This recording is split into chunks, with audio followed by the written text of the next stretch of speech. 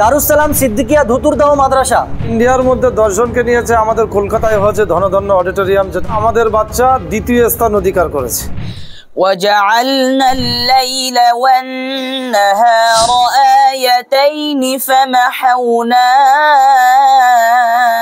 آية الليل যে আমার মিনাখা থানার মধ্যে অবস্থিত এমন একটি মাদ্রাসা لتبتغوا فضلا من ربكم ولتعلموا عدد السنين والحساب।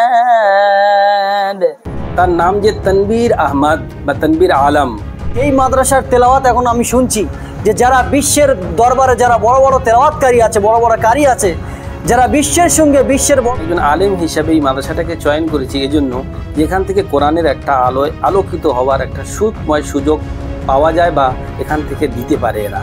আমার মিনাখা থানার এমন একটি প্রতিষ্ঠান আছে যেই প্রতিষ্ঠানের তেলাওয়াতের মানটাও ঠিক ইন্টারন্যাশনাল লেভেলের।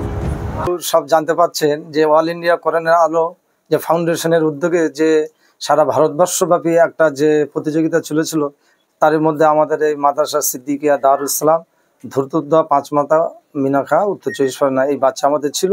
ওকে সংবর্ধনা দেওয়ার জন্য এলাকার বিশিষ্ট আলেমে দিন, কারি এবং বিশিষ্ট লোকজন এই সংবর্ধনা অনুষ্ঠানে উপস্থিত ছিল। আমার এই প্রাণপ্রিয় ছাত্র খুব ছোট্টবেলায়, এর বয়স যখন 8 তখন দিয়ে গেছিল। মাঝখানে লকডাউন হয়েছিল, লকডাউনের পরে আবার আমাদের দ্বিতীয় পড়াশোনা শুরু হয়। এবছরে এদেরকে সম্পূর্ণভাবে বৈঠক হয়ে যায় এবং আমার ইচ্ছা ছিল যে এমন একজন আমরা পার্শ্ববর্তী দেশ বাংলাদেশকে আমরা দেখি যে ছোট ছোট বাচ্চা তারা কি সুন্দর তেলাওয়াত করে। আমার মনের মধ্যে একটা বিশাল আশা ছিল যে আমি এই হিফজখানায় পড়াই এবং এই হিফজখানাতে আমরা কেন বাচ্চা তৈরি করতে পারবো না। যাই হোক, আমাদের এই পরিস্থিতি অনুযায়ী দেশ এবং পরিবেশে আমরা সেইভাবে যেতে পারিনি। বিশেষ করে মমতাজ সাহেব, স্যার সাহেব, এদের অনেক অনেক ধন্যবাদ। এরকম একটা পরিবেশ করে দিয়ে আমাদেরকে সুযোগ দিয়ে আজকের আমাদের একটা বাচ্চা আমরা বিশ্বের দরবারে আমরা তুলে ধরেছি। বর্তমান ইন্টারনেটের যুগ, প্রতি মুহূর্তে আমরা খবর করলে 227টা দেশে পৌঁছে যায়। যে ওনাদেরকে অশেষ অশেষ ধন্যবাদ যে ওনারা এই সুযোগ করে দেওয়ার জন্য। এবং আমি বলবো যে ছোট্ট থেকে এই বাচ্চাটা তার তালিম এবং তারবিয়াত এবং আখলাক চরিত্র যেভাবে নিয়ে প্রতিটা শিক্ষক এবং ছাত্র সবাই খুশি। এবং আমার যে মাদ্রাসার শিক্ষক মণ্ডলীরা আছে তারা অত্যন্ত পরিশ্রম করে এবং প্রতিটা মুহূর্তে তাদেরকে খবর। আল্লাহ তাআলা লাখো শুকরিয়া। মিনাখা থানার অন্তর্গত ধুতুরদাহ গ্রাম এই মাদ্রাসা সিদ্দিকিয়া দারুস সালাম এই প্রতিষ্ঠা থেকে আল্লাহ তাআলার এক শাহসওয়ার বান্দা, নিশ্চিত আল্লাহ তাকে কবুল করেছে। যার নিরাশে আজ আমরা তার প্রতিফলিত ফল স্বরূপ দেখতে পেয়েছি যে তনবীর আলম এই মাদ্রাসার অশেষ প্রচেষ্টার মাধ্যমে সত্যিকারের এটা বলা যায় যে একটা ঘোড়া ছোটাতে গেলে যেমন সোয়ারি বা চাবুকের দরকার, ঠিক তেমনই তার উস্তাদগণ, তার মাদ্রাসার সকল হেতাকাঙ্ক্ষীর আশা আকাঙ্ক্ষার প্রচেষ্টায় আজ তামাম দুনিয়াতে তার নাম যে তনবীর আহমদ বা তনবীর আলম, যার অর্থ হলো দুনিয়াটাকে আলোকিত করা। সত্যিকারের আমরা সকলেই সেই আশায় আশায়িত যে নামের সাথে তার কামটাকে আজ দুনিয়ায় ছড়িয়ে দিতে পেরেছে, যে দুনিয়াটাকে আলোকময় করে ফেলেছে। আমরা সকলেই আশা যে এই মাদ্রাসা থেকে আরও যেন দুনিয়ায় এই মেসেজ দিতে পারে যে কোরআনটাকে নিয়ে কতটা আমরা প্রতিফলিত করতে পেরেছি। আলহামদুলিল্লাহ, আমি এই মাদ্রাসার প্রতি গর্বিত। আমি মাদ্রাসার একজন গ্রামবাসী হিসাবেই আমি বিবেচনা করতে পারি এবং আমি বলতে পারি আপনাদেরকে যে আমি আমার ছেলেকে বা আমার ছাত্রকে এই মাদ্রাসায় পড়ানোর জন্য, এই মাদ্রাসার পঠন পাঠনের উপরে রেজামন্দি হয়ে আমি একজন আলেম হিসাবে এই মাদ্রাসাটাকে চয়ন করেছি এজন্য যেখান থেকে কোরআনের একটা আলোকিত হওয়ার একটা সুখময় সুযোগ পাওয়া যায় বা এখান থেকে দিতে পারে এরা। আমি সকলের কাছে আশাবাদী যে এই মাদ্রাসার দিকে ফলো করা এবং এই মাদ্রাসার পঠন পাঠনের দিকে যে সমস্ত আশু প্রয়োজন সেদিকে আমাদের সকলকে হাত বাড়ানো অবশ্যই একান্ত প্রয়োজন।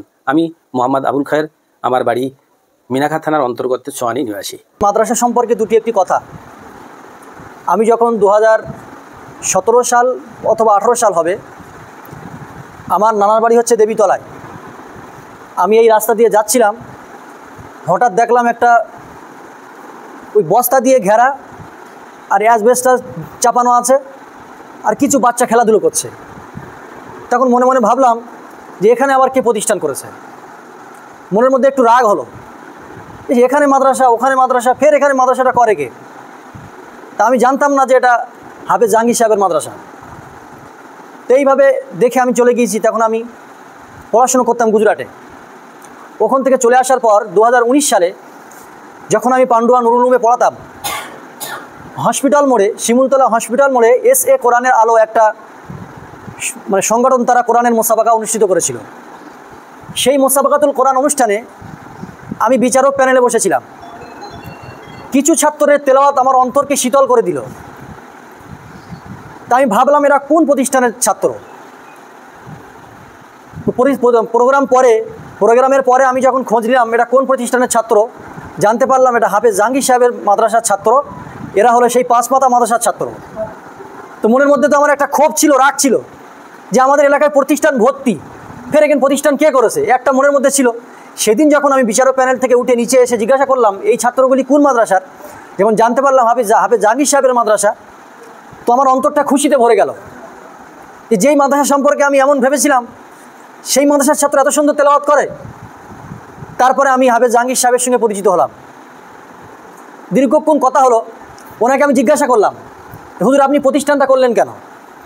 আপনার গ্রামের প্রতিষ্ঠান আছে, আমাদের এলাকায় প্রতিষ্ঠান ভর্তি, আপনি কেন প্রতিষ্ঠান করলেন? তো উনি অনেক মনের ক্ষোভের কথা আমাকে জানালেন যে হুজুর প্রতিষ্ঠানটা আমি এমনি করিনি। উনি ইতিপূর্বে 3-4টে মাদ্রাসা খেদমত করেছেন, নিজের স্বপ্নকে বাস্তব রূপ দেওয়ার চেষ্টা করেছেন, কিন্তু মাদ্রাসাওয়ালা এনার গুরুত্বটা বুঝতে পারেননি।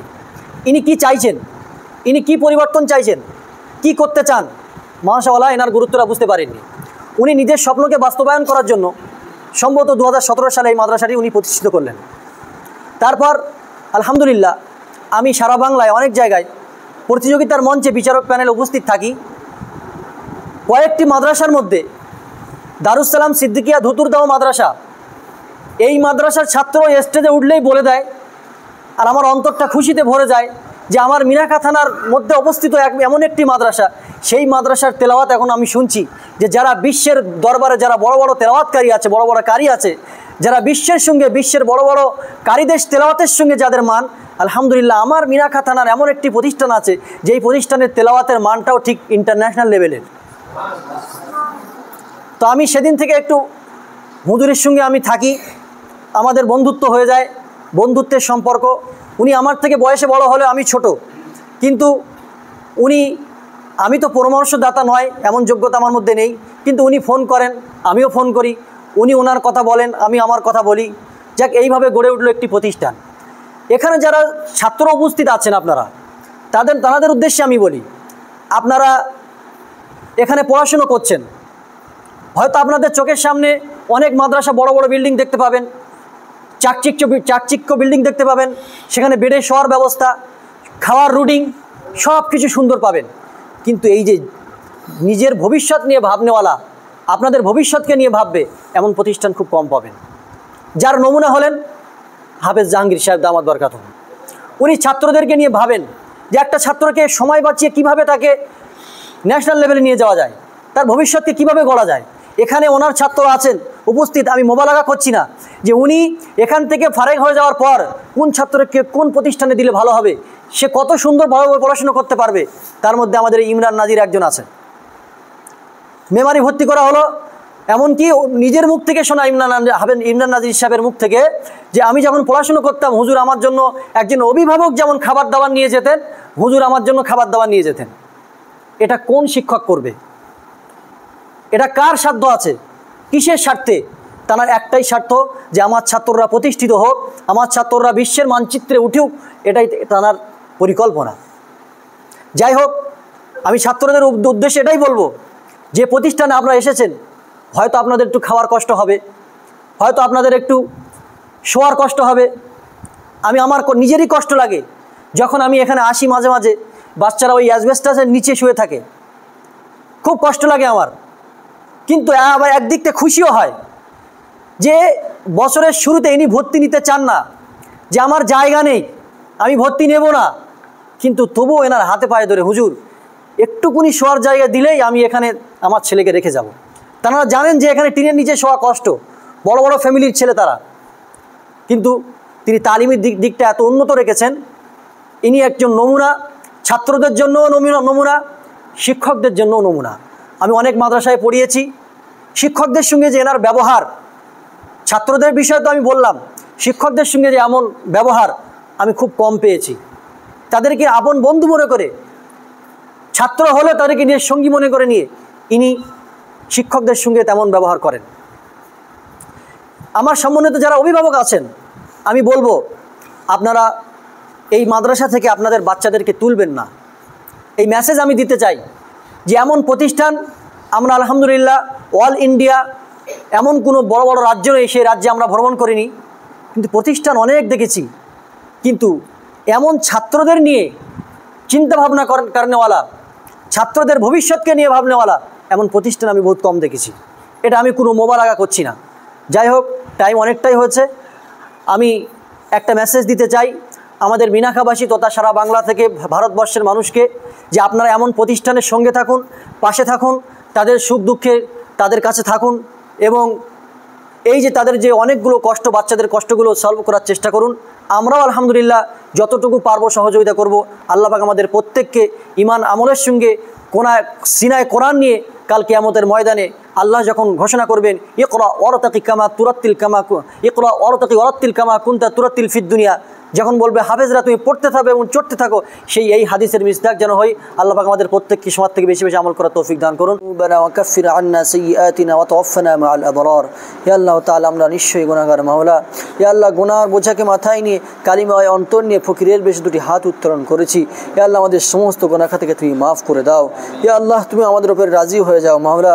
ইয়া আল্লাহ, আমাদের মাতা পিতার গুনাহ থেকে তুমি মাফ করে দাও, আমাদের আত্মীয় স্বজনদের গুনাহ থেকে তুমি মাফ করে দাও। যেই মাদ্রাসার জমিনে বসে আমরা হাত উত্তোলন করেছি, এই মাদ্রাসাকে তুমি কবুল করে নাও। ইয়া আল্লাহ, এই মাদ্রাসাকে তুমি কবুল করে নাও, এই সকল জরুরিয়াতকে তুমি মিটিয়ে দাও মাওলা। ইয়া আল্লাহ, তোমার খাজানায় কিচ্ছু কমি নেই মাওলা। ইয়া আল্লাহ, তোমার খাজনা থেকে এর সমস্ত জরুরিয়াতকে তুমি মিটিয়ে দাও। ইয়া আল্লাহ, খাস করে হাফেজ তুমি বানিয়ে দাও। কাল কিয়ামতের ময়দানে তোমার রসুল বলেছেন হাক্কানি হাফেজরা তারা 10 জন জাহান্নামীকে নিয়ে জান্নাতে নিয়ে যাবে। ইয়া আল্লাহ, এই মাদ্রাসার প্রত্যেকটি ছাত্ররা যেন 10 জনকে নিয়ে জান্নাতে প্রবেশ করতে পারে এমন তৌফিক তুমি দান করো, এমন হাফেজ হওয়ার তৌফিক তুমি দান করো। ইয়া আল্লাহ, এদেরকে তুমি জাতির সেবক বানাও, তুমি কবুল করে নাও মাওলা। ইয়া আল্লাহ, যেই সমস্ত হিতাকাঙ্ক্ষী এই মাদ্রাসার জন্য বুদ্ধি দিয়ে, অর্থ দিয়ে, সম্পদ দিয়ে, সর্বোপরি যারা সহযোগিতা করে প্রত্যেককে তুমি ক্ষমা করে দাও। ইয়া আল্লাহ, প্রত্যেককে তুমি আজর কাল কিয়ামতের ময়দানে দিও মাওলা। ইয়া আল্লাহ, মেহেরবানি করে আমাদের দোয়াকে তুমি কবুল করে নাও।